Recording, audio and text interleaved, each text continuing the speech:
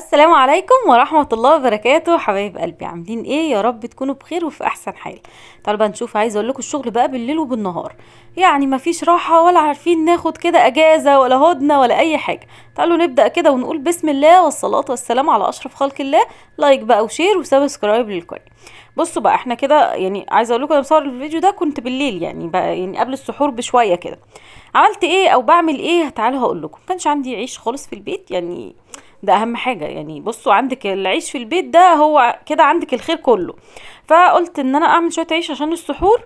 فقلت نصورهم كده مع بعض ونشجع بعض، وكمان اشوف هنعمل ايه تاني. آه الاول عملت ايه؟ دول شويه دقيق، انا حاطه كده تقريبا 4 كيلو من الدقيق، يعني بالبركه كده بصراحه يعني.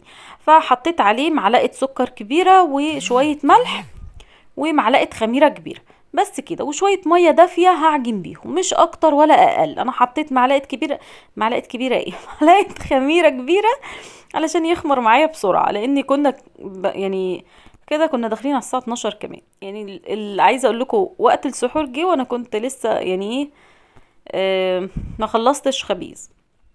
فبصوا الشغل بقى يعني ايه على ودنه، الحمد لله. ربنا يقوينا.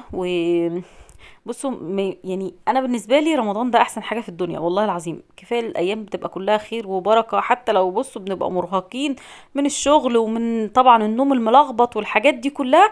بس طبعا هي احسن ايام في الدنيا، يعني احنا بنتمنى ان السنه كلها تبقى رمضان. فربنا يا رب يديم علينا النعمه.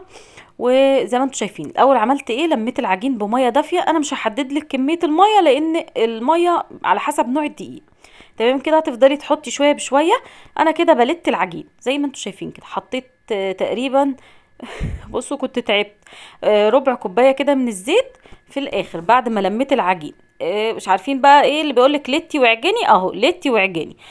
هفضل بقى الت في العجين كده، ودي اهم حاجه علشان العجين كده ايه يبقى حلو معاكي، وكمان يطلع لك العيش في الاخر نتيجته كويسه. لو العيش ما اتعجنش كويس صدقيني مش هيطلع نتيجته كويس. هتيجي بقى ايه تقولي لي طب ليه ايه ما عجنتيش في العجان؟ اقول لكم يا جماعه العجان بتاعي صغير مش بياخد كل الكميه دي، فاكيد مش هقعد اعجن على مرتين ولا ثلاثه يعني. فبستسهل ان انا طبعا اعجنه على ايدي. بفضل بقى اعجن فيه كده تقريبا 10 دقايق ربع ساعه لحد ما العجينه تبقى ناعمه معايا، وكمان يتلم كده زي ما انتم شايفين. انا حطيت له بس ربع كوبايه من الزيت على الكميه دي كلها. يعني لو بتعجني كيلو دقيق هتحطي له في الاخر معلقتين بس من الزيت. طيب ده ليه؟ لان الدقيق اللي هو الابيض او الدقيق اللي هو بتاع الفينو يا جماعة، ده بيبقى بعد ما بيستوي العيش بتاعه بتحسوه بيشد شوية او بيبقى مجلد شوية، فالمعلقتين الزيت او حبة الزيت اللي احنا بنحطهم دول بيظبطوا الدنيا وبيخلوه يبقى طري لحد اخر حاجة. هنا بقى هنعمل شوية طحينة مع بعض كده، بصوا على السريع، لان اللي انا عملتها كانت خلصت. وما شاء الله ما شاء الله، عايزة اقول لكم تحفة بجد والله رهيبة. يعني انا عن نفسي بحبها طبعا، طعم البيت احسن بكتير. وكمان كفايه انت عارفه انت حاطه فيها ايه. انا هنا حطيت ربع كيلو من السمسم الابيض وربع كيلو من السمسم المحمص. تمام كده على نار هاديه بقى كده، وهنفضل نقلب فيه شويه علشان بص هو فيه متحمص بس يعني نطلع الرطوبه منه. دي اول حاجه. تاني حاجة، طيب انا بحط سمسم محمص علشان يديله طعم حلو، والسمسم الابيض بيفتح لونها شوية. هنا بقى ممكن تضيفي سوداني لو عايزة. انا مش بحبها بصراحة بالسوداني خالص، يعني مش بحب طحينة السوداني، حتى لو بشتري بقول له انا عايزاه سمسم. السمسم معلهاش اي حاجة تانية، يعني معلهاش سوداني يعني. تمام كده، يعني ده نص كيلو من السمسم تقريبا. هقول لكم سعره كام بالظبط. الكيلو ب88، يعني نص كيلو ب44 جنيه. تمام كده. طبعا كيلو الطحينة دلوقتي ب100 وانتي طالعة يعني.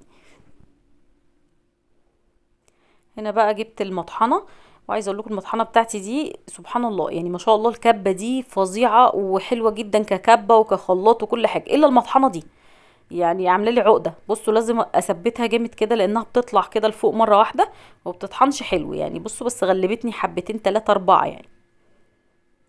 فطبعا هطحن بقى كل كمية السمسم دي واحاول انعمه بقدر الامكان.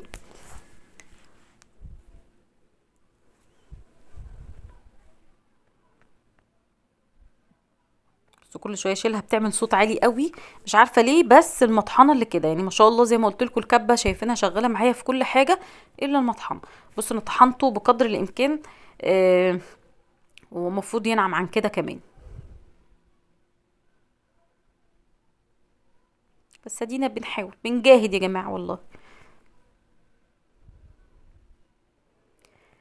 هطحن بقى تاني كده زي ما انتوا شايفين كده، نفضل بقى نطحن في السمسم بتاعنا ده، وزي ما قلتلك حابه ان انتي تضيفي عليها سوداني مفيش مشكله خالص هتعمليه، بس هتحمصيه معاهم يعني، او هتقلبيه تطلعي منه الرطوبه وانتي بتعملي السمسم برضو. ممكن تعملي مثلا كوبايه سمسم ابيض، كوبايه سمسم محمص، كوبايه سوداني، التلاتة على بعض، وهنضيف دقيق في الاخر بس مش دلوقتي. بصوا بقى انتي ممكن تعمليها سمسم خالص، بس يعني ايه، هقولك على حاجة، ان ممكن لو عملتيها سمسم من غير دقيق فيها حاجة واحدة بس ممكن يعني بعد شوية كده بتلاقيها فصلت، انما الدقيق بتحسيه بيربطها اكتر من لما بتكون سمسم لوحده. وطبعا يعني بيضاعف الكمية، خلينا متفقين ان هو بيضاعف الكمية، يعني هتحطي مثلا كوباية دقيق هتضاعف لك الكمية، بدل ما انت مثلا حاطة كوباية سمسم هتبقى لا، هيطلع لك كوبايتين او ثلاثة طبعا مع الزيت، هيبقى كمية كويسة جدا.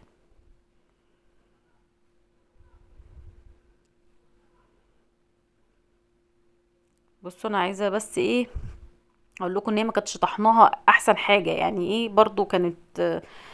هو انا ما قلتلكوش ان انا سبت العجين يخمر؟ تقريبا نسيت اقول لكم ان انا غطيت العجين وسبته يخمر، تقريبا اخد ساعة الا ربع كده علشان يخمر. هنا بقى حطيت شوية من الزيت وهضربهم بس لفة كده في الخلاط، وهبدأ ان انا انزل السمسم اللي احنا طحناه ده حبة بحبة كده ونشغل. انا هفضل احط زيت لحد ما توصلي للقوام اللي انت عايزاه.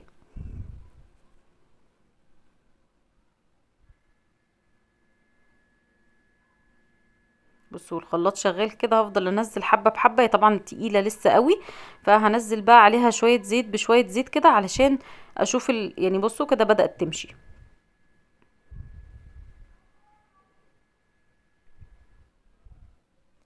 يعني النص كيلو ده اخد معايا تقريبا كوبايتين من الزيت، بس في النهايه عملوا لي كيلو وربع من الطحينه. لسه هحط دقيق زي ما قلت لكم، بس انا بحب اضرب السمسم مع الزيت الاول. هحط حوالي 4 أو 5 معالق من الدقيق.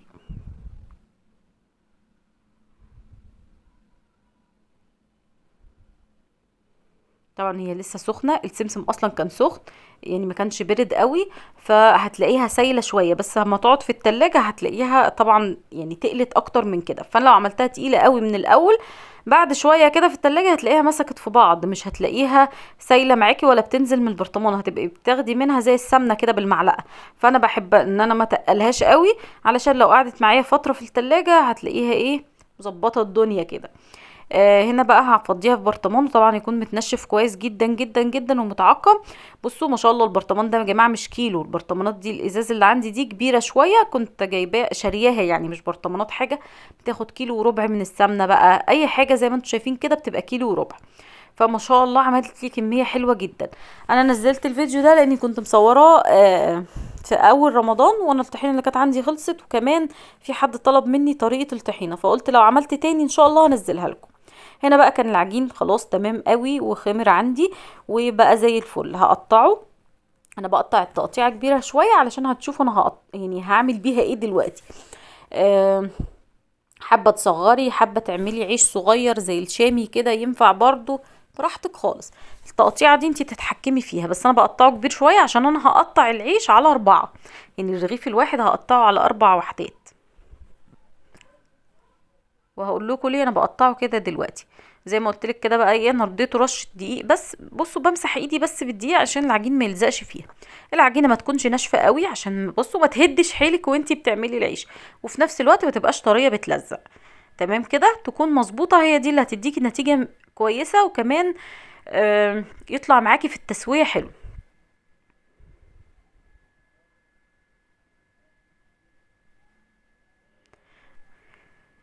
رحتوا فين؟ انا اللي رحت فين والله ما عارفه.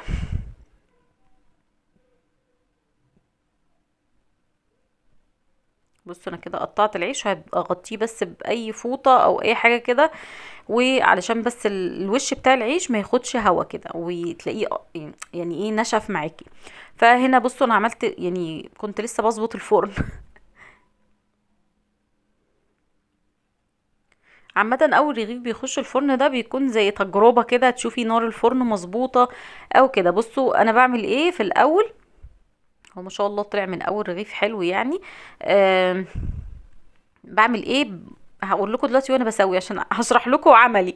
آم، طبعا انا بخبز لوحدي، بس يعني ايه انا خلصت تصوير ووقفت شويه وكنت بعلم شهد. عارفين بقى يا لهوي، فكرتني بايام زمان، ايام ما ماما كانت بتقعد تعلمني كده العيش بيتعمل ازاي. وكانت لو حد فينا غلط وهو بيعمل العيش ده كانت بتضربه. شايفين النشابه اللي في ايديا دي، كانت بتضربه على ايديه بالنشابه.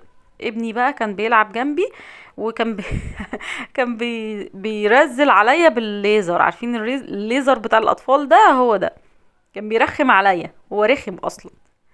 عايزه اقول لكم والله على ما انا خلصت العيش، طبعا كانت شاهده قاعده معايا بتعمل معايا يعني، وما شاء الله والله هي شطوره واتعلمت حاجات حلوه كده من اولها، فكان بتطلعه مظبوط ودي اهم حاجه يعني.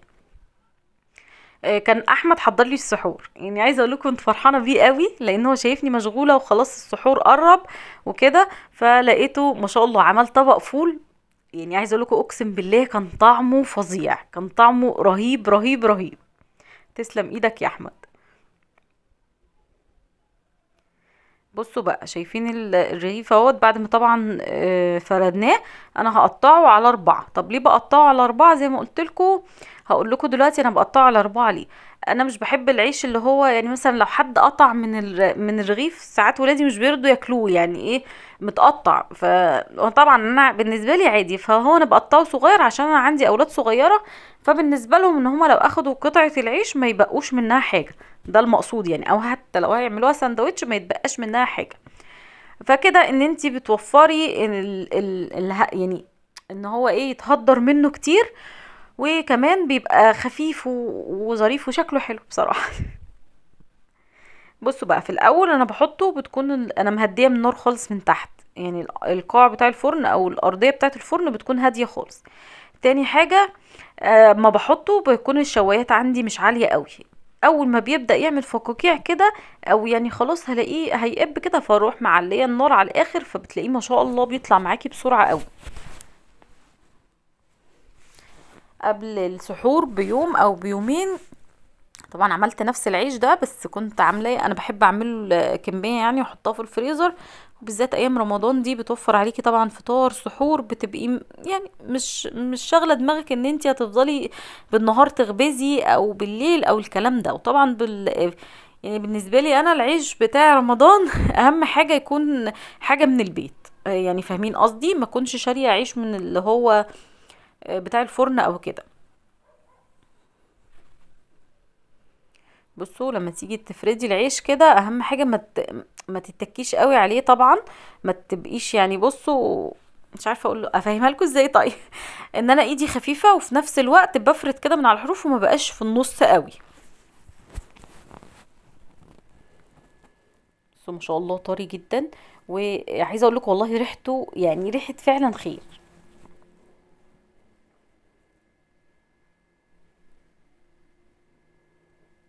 بس احنا داخلين على معمعة، يعني ايه الايام اللي جايه دي، ربنا يعيننا بقى على ايام بقى ايه يعني حاجة العيد ولبس وكل الحاجات دي، فبيبقى يعني مطحنة، احنا داخلين على المطحنة. محدش ياخدني عنده اجازة شهر كده على ما يخلصوا هم ارجع لهم تاني. قال له تعالى نلعب استغماية استخبى منك سنتين، اه انا عايزة استخبى منهم شوية عشان ايه ارحم نفسي من اللي انا داخلة عليه. يلا الحمد لله ربنا يعيننا على الايام اللي جاية دي ويقوينا بقى، قوينا كلنا بقى كل يوم كده ايه طلبات وخروج والدنيا. بصوا زبادي في الخلاط والله. انا بجيبه جنب النار كده شويه عشان اللون بتاعه من فوق يحمر يعني. طبعا هو مش باين قوي في التصوير ان هو يعني لونه احمر من فوق، بس هوريهولكم من قريب دلوقتي. انا بديله رشه دقيق، حابه بقى ان انتي ترشي بدل الدقيق اللي انا بعمله ده رده، مفيش مشكله خالص. طبعا زي ما قلت لكم ده عيش اللي هو الدقيق العادي، دقيق الفينو يعني، مش دقيق غله ولا حاجه. بصوا ده اخر واحد. عملته زي ما هو كده. وده عشان برضو ابني اللي قال لي كده، قال لي يا ماما انا مش عايزه متقطع، اعمليه زي ما هو كده. قلت له طيب كويس انت جيت في اخر واحد يعني. فعملته له زي ما هو كده زي ما انتوا شايفين. بصوا انا بوريكم ما شاء الله العيش. طبعا هفرده شويه عشان يتهوى، وبعد كده بعبيه في اكياس وبحطه في الفريزر.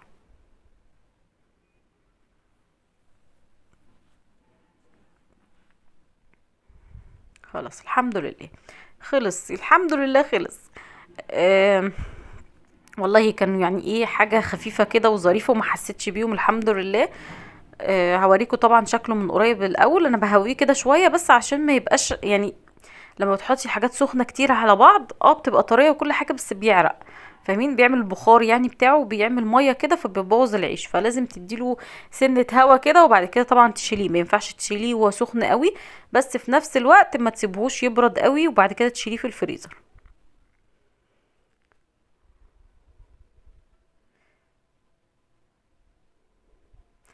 بصوا انا كنت مكسله اقوم بصراحه يعني والله كنت مكسله اقوم. هنا بقى حبيت اوريكم شكله من قريب، ما شاء الله شايفين كله تقريبا كان العيش قبب يعني، ما كانش فيه حاجه مش عجباني، كان عاجبني قوي يعني الحمد لله. وبكده يكون الفيديو بتاعنا خلص النهارده. يا رب يكون الفيديو عجبكم. لايك بقى وشير وسبسكرايب. اسيبكم في رعايه الله والسلام عليكم.